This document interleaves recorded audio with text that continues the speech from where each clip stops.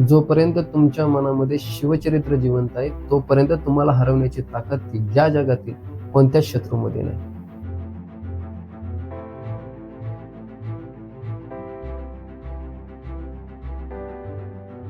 जय शिवराय मित्रांनो, मी सूरज निकम आपल्या सूरज निकम स्पीक या यूट्यूब चॅनलमध्ये तुम्हा सगळ्यांचं स्वागत करतो. तुम्ही जर या चॅनलवर पहिल्यांदा आला असाल तर या चॅनलला नक्की सबस्क्राईब करा आणि बेल आयकॉनला प्रेस करायला विसरू नका. मित्रांनो, प्रत्येक जण जन्माला येतो ना, त्यावेळेस कोणतं ना कोणतं तरी स्वप्न घेऊनच येतो. पण त्याचं प्रत्येक स्वप्न पूर्ण होतच का? त्याचं प्रत्येक स्वप्न जर पूर्ण नाही झालं तर त्याचं काय होतं? असे अनेक प्रश्न आपल्याला पडतात. पण प्रत्येकाचं प्रत्येक स्वप्न पूर्ण होतं असे नाही. काही स्वप्न वयाच्या योग्य टप्प्यावर येऊन ते सोडून द्यायचे असतात. कारण आपण एखाद्या स्वप्नाच्या पाठीमागे पळत राहिलो ना, ते स्वप्न तितकेच आपल्यापासून दूर जातं. मग अशा वेळेस काय करावं? तर अशा वेळेस 2 गोष्टी नक्की करा. पहिली गोष्ट, एक आध्यात्मिक थांबा घ्या. आध्यात्मिक थांब्यामुळे तुमचं मन स्थिर होऊन तुम्हाला योग्य दिशा मिळण्यासाठी मदत होते. आणि दुसरं, कौटुंबिक थांबा. याच्यामुळे तुम्हाला खूप मोठ्या प्रमाणात मानसिक ताकद मिळते या गोष्टीतून बाहेर निघण्यासाठी.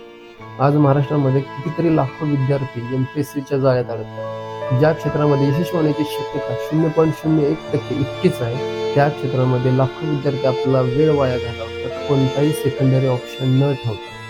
कारण जर MPSC मध्ये जर 10-10 वर्ष 15-15 वर्ष मुलं देत असतात आणि त्यानंतर जर त्यांच्या लाईफमध्ये कोणतीच गोष्ट मिळत नसेल तर त्यांच्याकडे दुसरा सेकंडरी ऑप्शन नसतो. त्यामुळे त्या मुलांना आयुष्यामध्ये कुठला निर्णय घ्यायचा हेच समजत नाही आणि वेळ आणि वय दोन्ही गोष्टी निघून गेल्यामुळे त्यांना कोणतीच त्यानंतर करण्याची इच्छा येत नाही. आणि या सगळ्यामुळे कितीतरी मुले चुकीचा निर्णय घेऊन टोकाचे पाऊल उचलायला देखील मागे पुढे पडतात.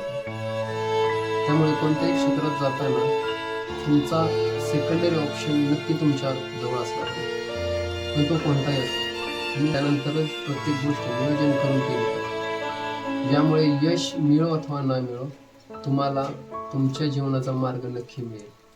तर तुम्हाला हा व्हिडिओ कसा वाटला नक्की सांगा कमेंटच्या माध्यमातून. जय महाराष्ट्र.